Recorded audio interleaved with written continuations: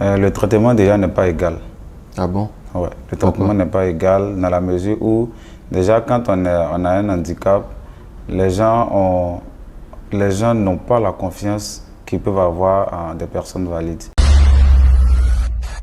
Si je... Déjà, j'arrive à l'Institut des aveugles fin 2005. Qui se trouve où? L'Institut À Yopougon. Oui, je vois. Voilà, non loin du sable. Là. Oui. Quand oui, j'arrive, je trouve sur place un groupe musical composé de non-voyants.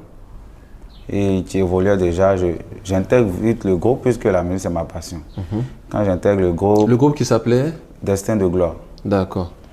En 2007, on est contacté par une maison de téléphonie mobile, par la femme d'un grand monsieur ici en Côte d'Ivoire, qui décide de nous produire. Bon, je ne sais pas si c'est possible de dire les noms. Hein, oui, voilà. tu dis les noms, rends hommage, Voilà. rends hommage et puis... on est produit par Madame Jean-Louis Bion.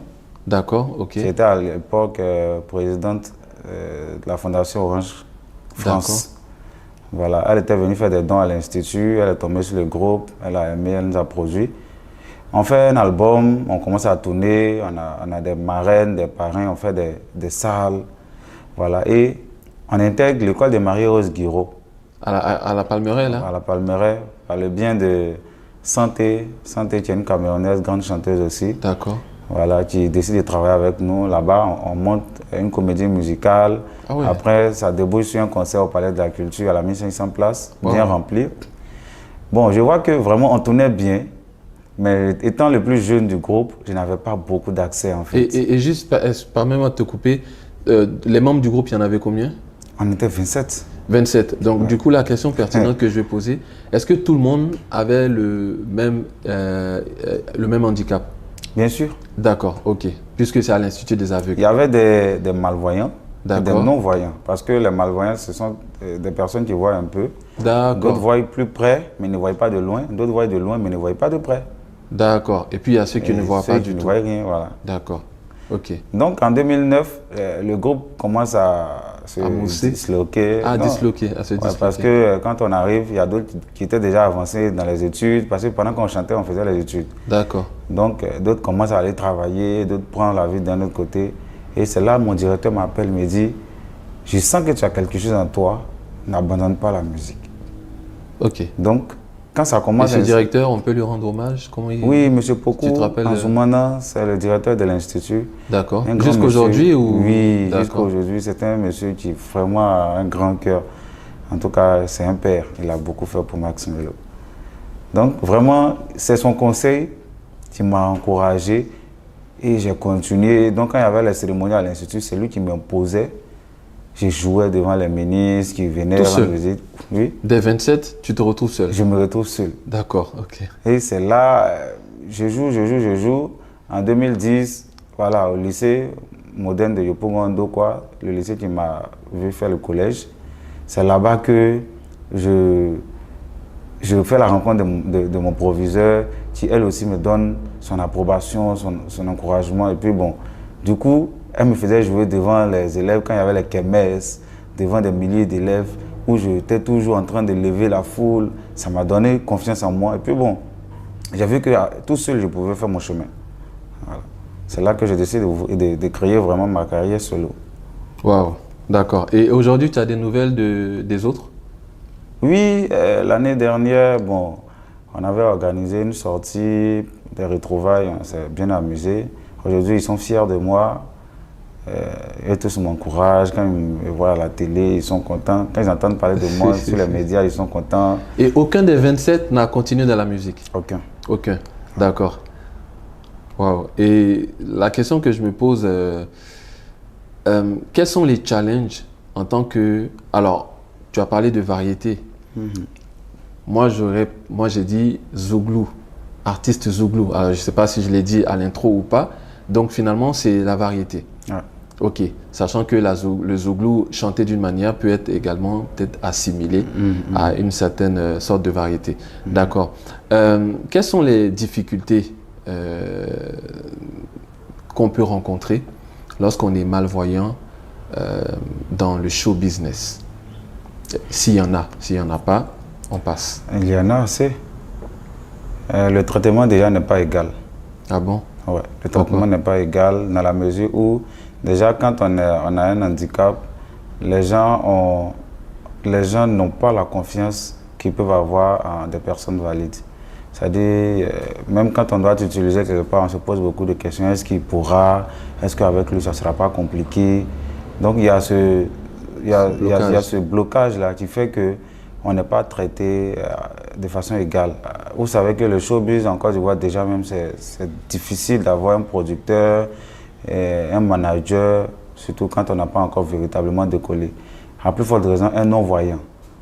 Quand le producteur doit te prendre, il se pose beaucoup de questions. Est-ce que lui, là, s'il le prend, est-ce qu'il peut faire mon affaire? Est-ce que ça ne sera pas un investissement cadeau?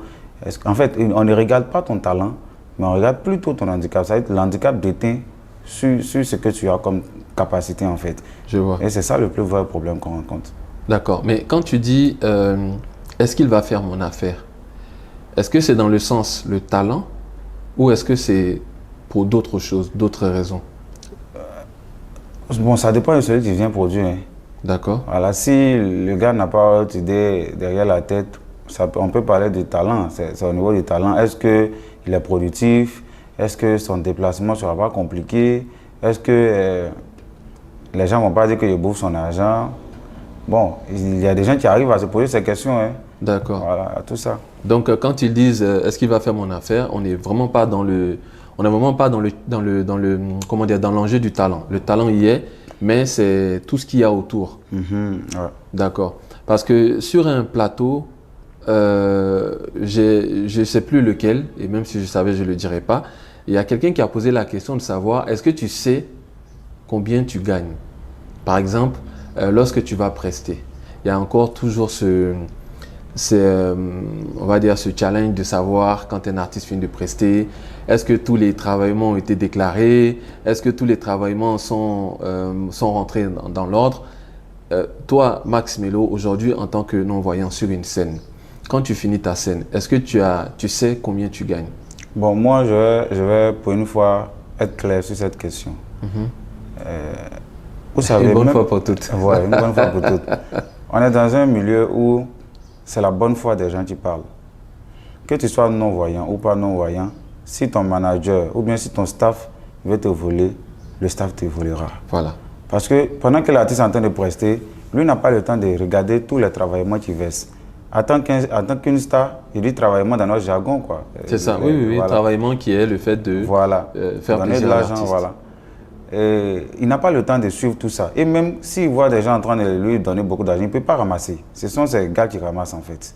Et quand ça finit, l'artiste ne va pas venir sur le champ compter l'argent avec son staff. Lui, il va à la voiture comme une star. C'est les autres qui comptent et qui viennent lui faire le point de ce qui est rentré comme argent. Donc là, ils ont même la latitude de le voler s'ils veulent bien le faire. Donc c'est la bonne foi. À plus forte raison, un non-voyant. Quand tu marches avec des gens, c'est leur bonne foi qui parle. Les gens qui marchent avec toi, ils savent que tu ne vois pas. Ils ont la latitude de te voler. Si tu voles, c'est avec Dieu. Si tu ne voles pas, c'est avec Dieu. Voilà. Donc, on ne va pas se baser sur le fait que parce que Max Melo est un non-voyant, donc est-ce qu'on ne le vole pas? Même une personne valide peut travailler avec des gens qui ne sont pas honnêtes et puis vont le voler. Je suis complètement d'accord avec toi parce que lorsque je regardais cette émission, c'est exactement la même chose à laquelle j'ai pensé. C'est parce qu'on est non-voyant. Comme je le dis, il le disait tantôt, quand on est non-voyant, ou du moins quand on a un handicap, tout déteint sur le handicap. C'est-à-dire qu'on ne voit plus les capacités, on ne voit plus tout ce qui peut entourer ta musique, mais on se base plus sur ton handicap en fait. C'est pourquoi les gens se posent ces questions en fait. D'accord. Parce qu'effectivement, même quelqu'un qui voit, quand tu es en train de prester, forcément tu ne peux pas avoir une vue sur... donc c'est vraiment basé sur la confiance. Alors ceux qui t'ont donné ne vont pas venir après te dire moi j'ai donné tant. Tout le monde ne va pas venir te dire moi j'ai donné tant, moi j'ai donné tant. Sauf si c'est ton gars sûr qui peut venir après te dire ah Max, pendant que tu prestais là, j'ai déposé peut-être 500 000 francs, j'ai dit n'importe quoi. Est-ce qu'on t'a remis? Voilà, si c'est ton gars sûr, là il peut venir te dire mais sinon c'est pas ça là. Mais même là encore, tu pourrais vérifier si les travaillements ont été au-delà de 500 000. Tu dirais que lui tout seul, s'il a donné ce montant, je dois au moins avoir ça. Parce que même si une personne déclare, si tout le monde ne vient pas déclarer, tu ne peux pas savoir. Donc moi, je pense que tu as totalement raison et c'est ce à quoi j'ai pensé quand j'ai vu l'émission, c'est que tout revient à la confiance.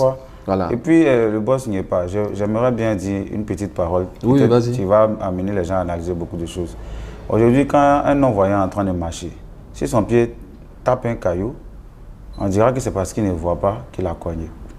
Par contre, quand c'est une personne valide, tu marches et tu heurtes un caillou, on dit « Ah, il n'a pas vu ». Il n'a pas vu. Vous voyez comment les gens pensent.